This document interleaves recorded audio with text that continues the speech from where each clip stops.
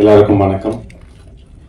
மேடையில் அமர்ந்திருக்கும் அனைத்து பெரியவங்களுக்கும் சின்னவங்களுக்கும், மேடையில் முன்னால் திரை உலகுக்கு நாங்கள் எல்லாரும் அப்கமிங் ஆக்டர்ஸ் எல்லாருமே வந்து அவங்களை எல்லாரையுமே ஊக்க வச்சு அடுத்த லெவலுக்கு கொண்டு போற பத்திரிகை மீடியா நண்பர்கள் எல்லாருக்கும் வணக்கம். இது என்னோட 5வது படம், ரிலீஸ் ஆகிற 5வது படம். பன்றைக்கு நன்றி சொல்லியில் ஆரம்பிச்சு சீசா வரைக்கும் இப்போ கடைசியாக ரிலீஸ் ஆனது. Thank you present media. அண்ட் நான் வந்து இந்த 4 படம் எனக்கு ரிலீஸ் ஆயிருக்கு. 4 படமே நான் கதை கேட்டேன். கதை கேட்கும் போது எனக்கு வந்து இது ஒன்று ஒரு இம்பாக்ட் கொடுத்துச்சு. அது எல்லாமே ஒரு என்டர்டெய்னிங்கான ஒரு விஷயமா அமைஞ்சிச்சு. ஓகே, இந்த கதை வந்து இவ்வளவு என்டர்டெய்னிங்கா இருக்கு, இந்த விஷயத்துல இது கன்வே ஆகுதுன்னு. இந்த கதையும் நான் அவீத் பிரதர்கிட்ட ஃபர்ஸ்ட் கேட்கும் போது நான் அந்த எண்ணத்துலதான் ஃபர்ஸ்ட் உட்காந்தேன், எப்படி எந்த மாதிரி என்டர்டெய்னிங்கா இருக்கும்னு. கேட்ட உடனே எனக்கு வந்து பிரதர் இதுல எப்படி பிரதர் நீங்க கன்வே பண்ணீங்க, சொட்டை அப்படின்ற மேட்டர், அந்த பால்ட்னஸ்ன்ற விஷயம் வந்து அது ஒரு எமோஷனலான விஷயம், அது எப்படி கன்வே பண்ணுவீங்க, எனக்கு அது கொஞ்சம் கன்வே ஆகாம இருக்கு அப்படின்னு சொன்னேன். அவர் என்கிட்ட ஒன்னு தான் சொன்னாரு, பிரதர் நீங்க வந்து உங்களுக்கு தெரிஞ்ச ஒரு 2 பேர் இல்ல 3 பேர் பால்ட்னஸ்ல இருக்கிறவங்ககிட்ட போய் கொஞ்சம் நீங்க அவங்களோட கேட்டு பாருங்க, அவங்களோட வாழ்க்கையில என்னென்ன விஷயங்கள். யங் பால்னஸ் இருக்காங்க, நான் பெரியவங்களை சொல்லல, சின்னவங்களை சொல்றேன். சின்ன வயசுலயே முடிய இழந்துட்டு யங் பால்னஸ்ல இருக்கவங்க கிட்ட போய் நீங்க பேசி பாருங்கன்னு சொன்னாரு. அதே மாதிரி என்னோட க்ளோஸ் கசின்ஸ் ஒருத்தன், இன்னொரு ஃப்ரெண்டு, 2 பேர்ட்டையுமே நான் போய் பேசினேன். எனக்கு அன்னைக்குதான் வந்து அந்த பால்னஸோட உண்மையான வலி எனக்கு என்னன்னு தெரிஞ்சிச்சு. ஏன்னா நம்ம காலங்கள்ல கல்யாணங்கள் வந்து நிறைய காரணத்துங்களுக்காக நின்றுட்டு போச்சு. நிறைய ரீசன்ஸ்க்காக கல்யாணம் நிக்கும். பட் இப்ப இருக்க காலகட்டத்துல வந்து பால்னஸும் ஒரு மெயின் காரணமா போயிடுச்சு கல்யாணம் நிக்கிறதுக்கு. அது வந்து அவனோட வழியில எனக்கு அது ஃபீல் ஆச்சு. சரி, ஓகே, இது வந்து இவ்வளவு இம்பாக்ட் கொடுக்குது. பிளஸ் நம்ம இருக்கிற சொசைட்டி வந்து அதை வந்து ரொம்ப அவங்கள வந்து கிண்டல் பண்றதோ கேலி பண்றதோன்ற மாதிரி அந்த நிலைமைக்கு வந்து நிறைய பேர் ஃப்ரெண்ட்ஸே கூட இருக்க ஃப்ரெண்ட்ஸே அந்த மாதிரி பண்ண, நானே அவனை பண்ணியிருக்கேன். அந்த நாள்ல இருந்து இது வரைக்கும் அவன் அந்த வார்த்தை சொல்லி நான் கூப்பிடுறதே நிப்பாட்டினா அது என் லைஃப்ல வந்து அது ஒரு பாயிண்டாவே எடுத்துக்கிட்டேன். யாரையுமே பாடி ஷேமிங்கோ இல்ல ஏதோ ஒரு விளையாட்டுக்கு கூட சும்மா ஜாலி கூட பேசக்கூடாதுன்றதுல பாயிண்ட்ல எனக்கு அது ரொம்ப ஒரு ஆழமா எனக்கு பதிஞ்சிச்சு. ஸோ அப்போதான் எனக்கு வந்து இந்த படத்தோட அந்த ஆழம் எனக்கு புரிஞ்சிச்சு. ஸோ என்னன்னா, அவன் ஏன் பால்னஸ் ஆனான்ற ஒரு ரீசன் இருக்குல்ல. அவன் பிறக்கும் போதெல்லாம் பால்னஸ் இல்லையே, அவன் பிறக்கும் போது சொட்டையா இல்லையே, அவன் வந்து சின்ன வயசுல எல்லாம் சொட்டையா இல்லையே, அவன் ஏன் சொட்டையாகிறான்? அவன் வந்து அவங்க அப்பா அம்மாக்காக ஓடுறான், அவங்க அப்பா அம்மாவை சந்தோஷமா இருக்கணுன்றதுக்காக ஓடுறான், அவன் அண்ணன் தங்கச்சி நல்லபடியா வளர்த்து அடுத்த லெவலுக்கு கொண்டு போகணுன்றதுக்காக ஓடுறான்.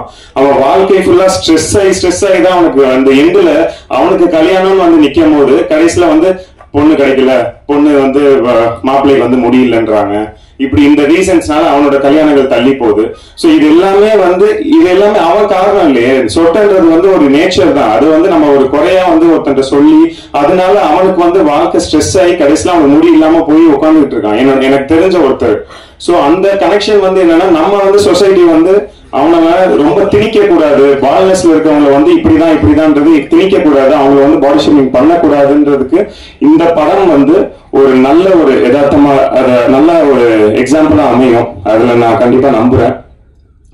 அந்த லாஸ்ட் இந்த படம் பார்த்துட்டு நீங்க வெளியே வரும்போது இந்த படம் வந்து ஒரு நல்ல ஒரு மெசேஜோட பால்னஸ் வந்து இப்படியும் ட்ரீட் பண்ணலாம், லவ் ஃபெயிலியர்ஸா இருக்கட்டும் இல்ல பால்னஸ்னால வந்து அவாய்ட் பண்ணவங்களுக்கு ஒரு எக்ஸாம்பிளா இந்த படம் அமையும். கண்டிப்பா அதுக்கு ஒரு ஊக்கமா இந்த படம் வந்து பால்னஸை வந்து நீங்க இந்த படத்தை பார்த்து திருப்பி பால்னஸை இப்படி நீங்க ட்ரீட் பண்ண மாட்டீங்க, அந்த மாதிரியான ஒரு எக்ஸாம்பிள் அர்த்தமா இந்த படம் அமையும்.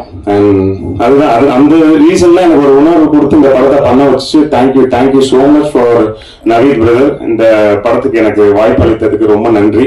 அண்ட் முக்கியமா Sivakumar sir and cable Shankar sir, கல்லூரி வினோத் பிரதர் கெஸ்டா எங்க எல்லாரையும் ஹானர் பண்றதுக்கு வந்து ரொம்ப நன்றி சார். தேங்க்யூ. அண்ட் அந்த விழாவோட நாயகன் ரஞ்சித் உன்னி பிரதர், இட்ஸ் நம்மளோட செகண்ட் படம், பருந்தாவது உற்பத்திக்கு அப்புறம் செகண்ட் படம், ரொம்ப சூப்பரா இருக்கு. Thank you so much. And DOP rice bro, thank you so much for your visuals, எல்லாமே சூப்பரா இருந்துச்சு.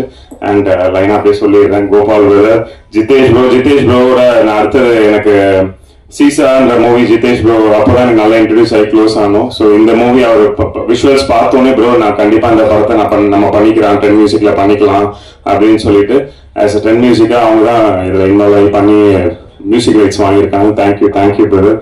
அண்ட் எடிட்டர் சதீஷ், என்னோட பன்றிக்கு நன்றி சொல்லி படத்தோட எடிட்டர், எனக்கு அதுக்கப்புறமா இந்த படத்தோட எடிட்டர். ஸோ அந்த படத்துக்கு எவ்வளோ நீங்க ரீச் கொடுத்தீங்களோ அதே மாதிரி இந்த படமும் அந்த அளவுக்கு விஷுவல்ஸ்ல எடிட்டிங்ல நல்ல சூப்பர்வா பண்ணியிருக்காரு. ஸோ அந்த படமும் இந்த படமும் நல்லபடியா நல்லா வரும்னு நாங்க நம்புறோம்.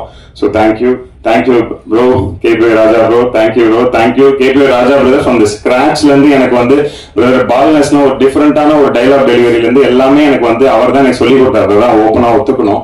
ஏன்னா சின்ன சின்ன நுணுக்கங்கள் எனக்கு கற்றுக் கொடுத்தாரு. அது ரொம்ப ஹெல்ப்ஃபுல்லா இருந்துச்சு. Thank you brother. அண்ட் யுவராஜ் இந்த படத்துக்கு ஃபுல்லா ஓடிக்கிட்டே இருக்கிற ஒரு அசோசியேட் டைரக்டர்.